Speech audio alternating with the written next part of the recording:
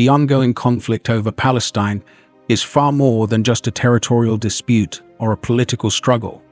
It is, according to the Bible, part of a divine plan that no human peace treaty will ever be able to resolve.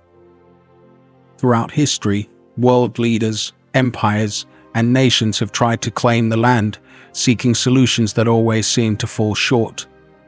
Each attempt at a political resolution, from the peace talks to the international negotiations, has been met with obstacles that keep the situation unresolved.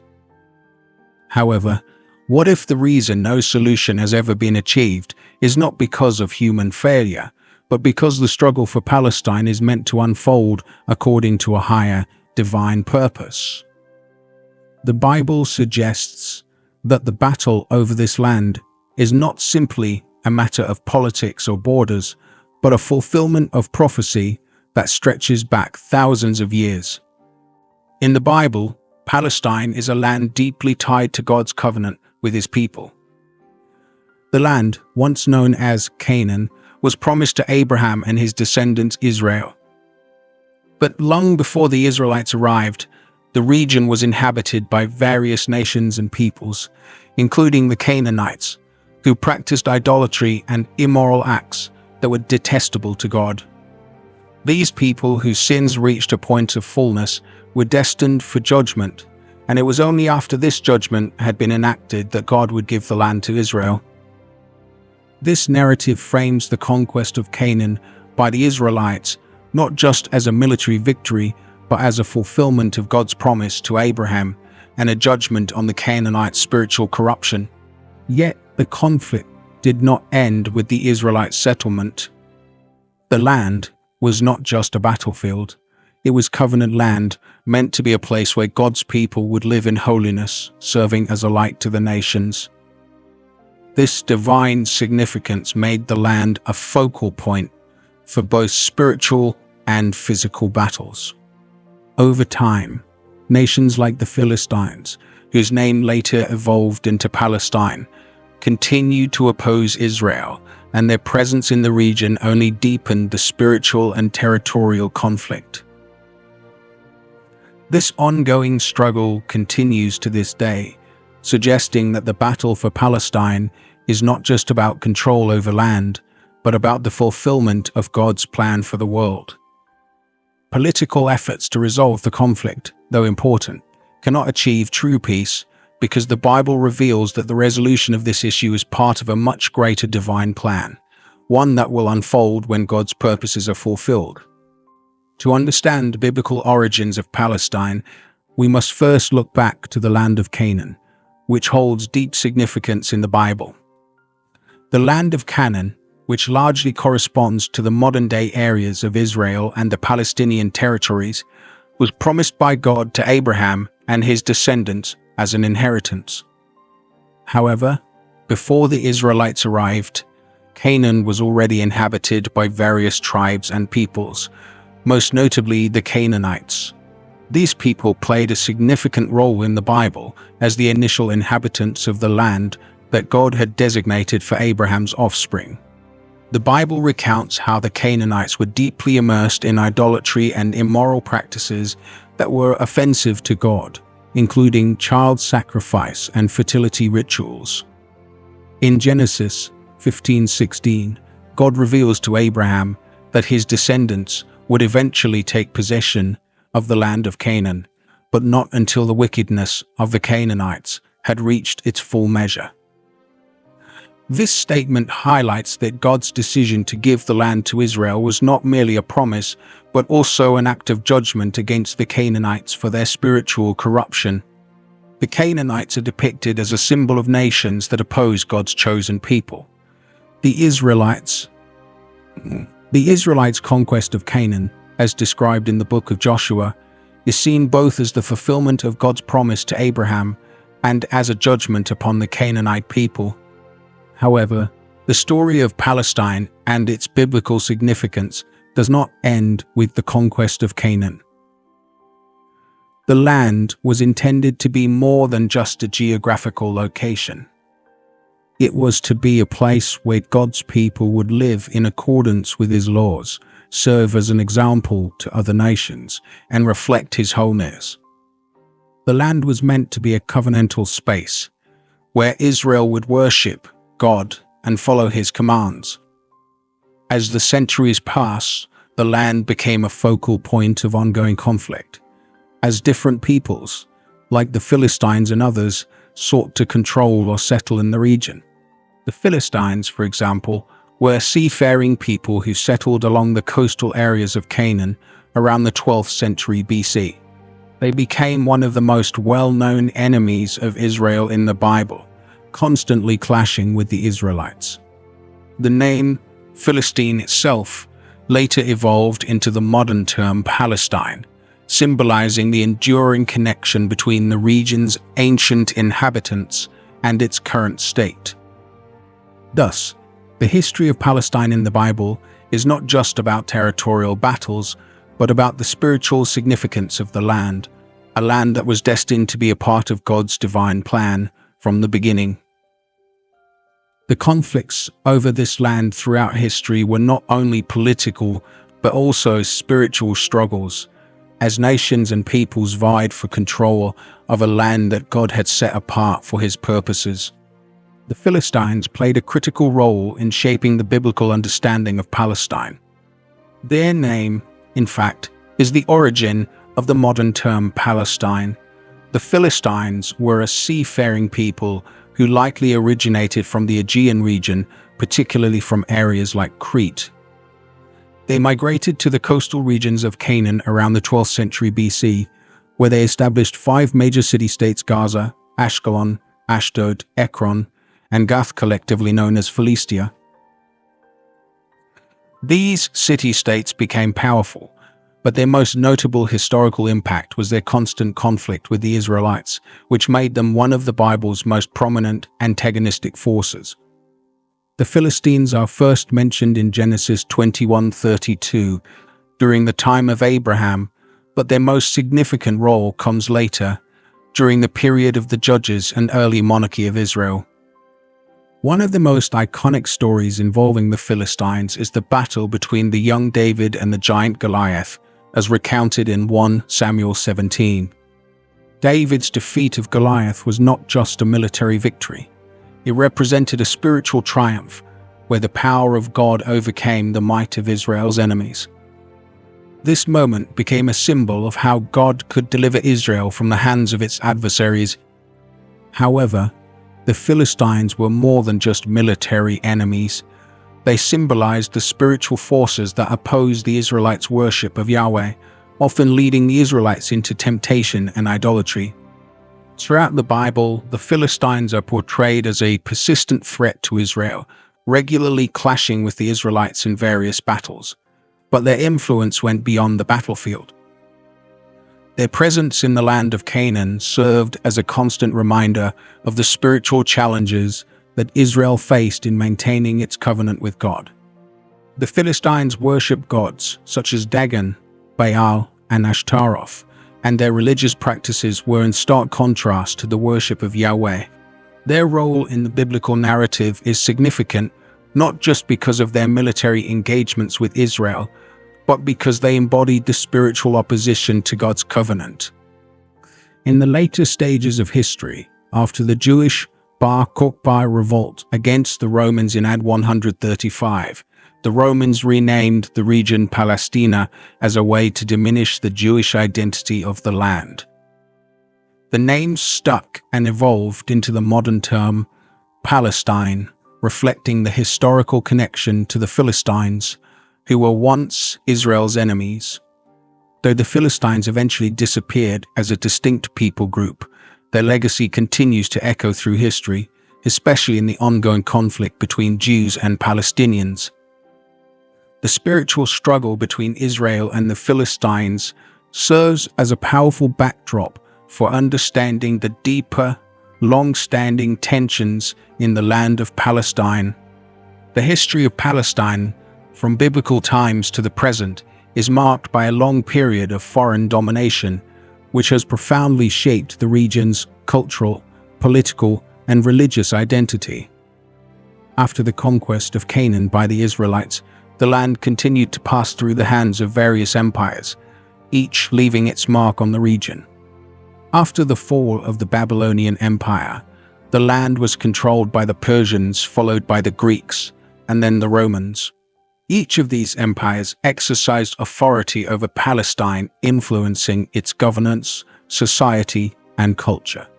In the centuries that followed, Palestine became a central point of conflict for many powers seeking to control its strategic location. The Roman Empire, in particular, played a significant role in shaping the region's future.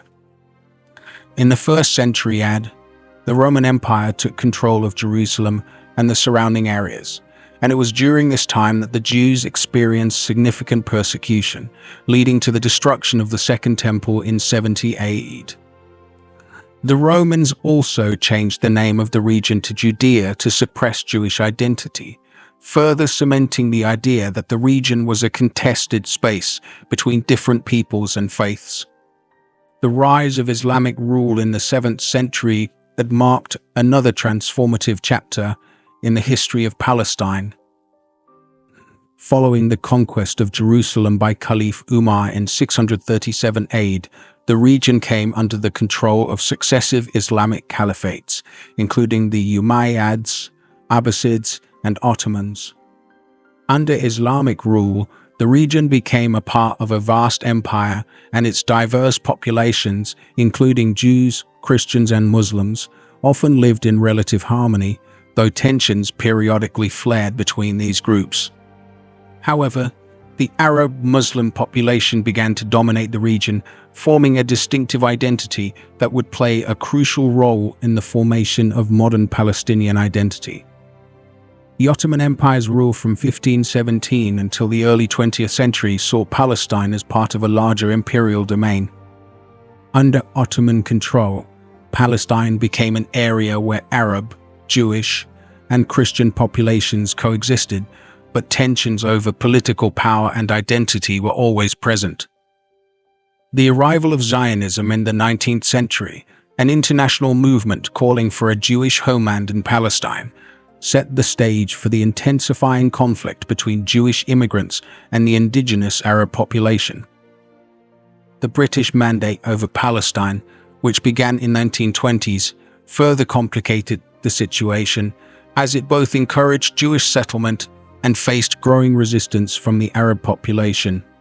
The conflict that erupted in the 20th century was thus not just a political dispute. It was also the product of centuries of foreign control, cultural exchange, and competing national identities.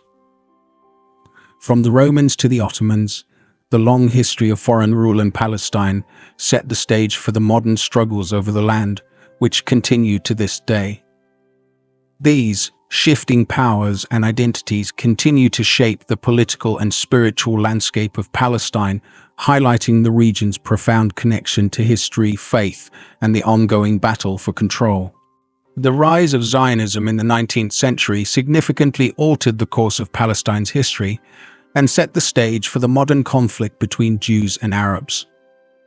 Zionism, a movement advocating for the establishment of a Jewish homeland in Palestine, gained momentum as Jews in Europe faced increasing persecution and discrimination. The idea of creating a safe haven for Jews in their ancestral homeland, a place where they could escape the hardships of anti-Semitism, began to take shape. Jewish immigrants, motivated by this vision, started arriving in Palestine in greater numbers, particularly in the early 1900s, sparking tension with the local Arab population. The influx of Jewish settlers led to heightened friction as both groups began to compete for land and political power. The Palestinian Arab population, predominantly Muslim, viewed the growing Jewish presence as a threat to their own future in the region. This marked the beginning of a long and bitter struggle, as Arab communities in Palestine sought to preserve their identity, land, and political autonomy, while the Jewish immigrants sought to establish a homeland in the face of resistance from the Arabs. The tensions between these two groups grew as more Jewish communities were established, and as the Zionist movement's goals became clearer. the situation was further complicated by the geopolitical context of the time. In 1917, during World War I, the British government issued the Balfour Declaration, which supported the establishment of a national home for the Jewish people in Palestine. This declaration was made without fully considering the impact it would have on the Arab population living in the region, who felt that their rights and aspirations were being ignored. The British mandate over Palestine, which began in 1920, only intensified these tensions as Britain tried to balance its promises to both Jews and Arabs, ultimately failing to address the underlying issues. When the State of Israel was declared in 1948, the situation reached a boiling point. The Declaration of Independence was met with strong opposition from the surrounding Arab nations and Palestinian Arab leaders, who saw it as an illegitimate act that denied the Arab people their right to self-determination. This led to the First Arab-Israeli War and the subsequent division of the land, with Israel controlling much of the territory while the remaining parts were controlled by Jordan and Egypt. The conflict, which had political and territorial roots, also took on deep religious and cultural significance, as both Jews and Palestinians saw the land as central to their identity and history. The establishment of Israel marked the beginning of a new chapter in the conflict, which continues to this day. The Zionist movement and the creation of the Jewish state irrevocably altered the political landscape of Palestine, and the consequences of these events still shape the ongoing Israeli-Palestinian conflict. As both sides struggle for control and recognition, the historical and spiritual dimensions of the conflict remain deeply intertwined with the land and its future. The Bible contains many prophecies concerning the future of the land of Palestine, particularly regarding the city of Jerusalem. According to Scripture, this land is not merely a geographical location, but one chosen by God for His divine purposes. The ongoing struggle for control over Jerusalem, a city sacred to both Jews and Palestinians, is deeply intertwined with its prophetic significance. The Bible predicts that Jerusalem will be a focal point in the end times, and that the conflict over the city will intensify as a part of God's greater plan. One of the most striking prophecies about Jerusalem is found in Zechariah 12:3, which says, "Behold, I will make Jerusalem a cup of trembling unto all the people round about. And in that day will I make Jerusalem a burdensome stone for all people." This prophecy suggests that the city will become a point of tension and conflict for all nations, which is evident in the ongoing struggles today, where Jerusalem is at the heart of Israeli Palestine. Jerusalem's significance in the Bible extends far beyond its physical location. It is portrayed as the city chosen by God, where His presence dwells and where His name is established. The city was the center of worship for the Israelites, with King David establishing his throne there and King Solomon building the first temple as a place for the people to worship Yahweh. For Christians, Jerusalem is equally significant, as it is the place where Jesus Christ was crucified and resurrected, and where He is prophesied to return to reign as the King of Kings. Therefore, the future of Jerusalem holds a pivotal role in biblical prophecy, with the city acting as the stage for the fulfillment of God's plan for the end of the world. This prophetic significance of Jerusalem, especially in the context of the end times, adds a deeper layer of meaning to the current conflict. As the Bible foretells, the struggle over Jerusalem will not only involve political and territorial disputes, but also spiritual forces. The ultimate resolution of the conflict will not come through human negotiations or peace treaties, but through the return of the Messiah, who will bring about God's divine justice. According to Zechariah 14:4, when Jesus returns, He will stand on the Mount of Olives and defeat the nations gathered against Jerusalem. This victory will mark the end of human rule and the beginning of God's eternal kingdom. For those who believe in these prophecies, the battle for Jerusalem is part of a larger spiritual struggle that transcends the immediate political realities. It is a reflection of the ongoing tension between God's divine purposes and the earthly powers that seek control over the land. Thus, the city of Jerusalem, at the heart of biblical prophecy, will play a central role in the unfolding of God's plan for the world. The ongoing conflict between Israelis and Palestinians can be traced back to ancient biblical struggles, particularly the enmity between the descendants of Isaac and Ishmael. In the Bible, Isaac and Ishmael were the two sons of Abraham, and their descendants became the two groups at the center of the modern Israeli-Palestinian conflict.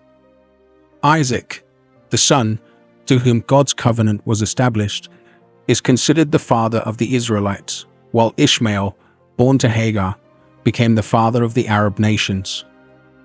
In Genesis 16:12, Ishmael is described as a wild man. His hand will be against every man, and every man's hand against him, which many interpret as a prophecy of the ongoing strife between the descendants of Isaac and Ishmael. This ancient tension between Isaac and Ishmael reflects the spiritual and territorial conflict that continues to shape the dynamics of the region today. The Israelites, through Isaac, are seen in the Bible as God's chosen people, with a divine promise to inherit the land of Canaan, now largely corresponding to Israel and Palestine. On the other hand, Ishmael's descendants, the Arabs, have historically lived in the region, and their own connection to the land is equally significant. This shared claim to the same land has contributed to the persistent rivalry between the two groups throughout history, from ancient times to the modern era. In addition to the biblical narrative of Isaac and Ishmael, the Bible also references other nations and peoples that played roles in the spiritual struggles for control of the land. The Edomites, descendants of Esau, Isaac's brother, are another example. In the book of Obadiah, God pronounces judgment on Edom for their opposition to Israel. This antagonism between the descendants of Isaac and Esau mirrors the modern conflict, with some biblical scholars interpreting these ancient rivalries as a reflection of the ongoing tension between Israel and the surrounding Arab nations. The idea that the current Israeli-Palestinian conflict is a continuation of ancient struggles between these two groups lends a spiritual dimension to the issue. For many believers, the tension between Jews and Palestinians is not just a political battle, but a deeply rooted spiritual conflict, with both sides claiming divine right to the land. The Bible presents the land as sacred, with God's promise to Israel and the presence of ancient adversaries like the Philistines, Canaanites, and others serving as a backdrop to the modern-day struggle for control. Despite the long-standing enmity, the Bible also offers hope for reconciliation. In Isaiah 19:23-25, the prophet foresees a time when Israel, Egypt, and Assyria, symbolizing various nations, including the Palestinians, will live in harmony. This vision of peace reflects the belief that true resolution will come through divine intervention rather than human negotiation, when the Messiah returns to establish peace and righteousness on earth. The Bible offers a glimpse of hope for peace in the region, but it's clear that this peace will not come through human efforts or political negotiations. Instead, true peace will come through divine intervention, as prophesied in Scripture. In Isaiah 2:4, the prophet describes a future time when nations will no longer fight wars, but will instead turn their weapons into tools for peace, saying, "They will beat their swords into plowshares and their spears into pruning hooks." Nation will not take up sword against nation, nor will they train for war anymore. This vision of peace is not a distant dream, but a promise of restoration and reconciliation that will be fulfilled when the Messiah returns. According to Christian belief, this return will usher in a time when God's kingdom is established on earth and true justice and peace will reign. For many Christians, this prophecy offers profound hope in the face of the seemingly endless conflict in the Middle East. It's a reminder that, although human leaders may struggle to resolve the issues surrounding Palestine, the ultimate resolution lies in God's hands. The Bible teaches that reconciliation and peace cannot be achieved through force or diplomacy alone, but rather through divine intervention, when the Messiah brings an end to the conflict and establishes his eternal kingdom. This hope for future peace is not just for the people of Israel or Palestine, but for all nations. The Bible's message of reconciliation extends to everyone, inviting people to live in harmony with each other, regardless of their differences. Prophecy that nations will come together in peace highlights the importance of compassion, understanding, and the pursuit of justice for all people. In the real world, this message offers a lesson for today's world leaders and individuals alike. As we witness the ongoing conflict and division in the Middle East, we are reminded that peace cannot be built on hatred, violence, or division. While diplomacy and negotiations are crucial, they cannot replace the need for a deeper, more profound reconciliation that comes through humility, understanding, and the willingness to lay down arms in favor of peace. Just as the Bible promises that ultimate peace will come through God's intervention, we are reminded that the journey toward peace requires us to be peacemakers in our own lives and communities. It is a call for all of us to seek understanding, forgiveness, and compassion, knowing that true peace begins in the hearts of individuals, and that in the end, only through God's grace will we see the fulfillment of His plan for peace on earth.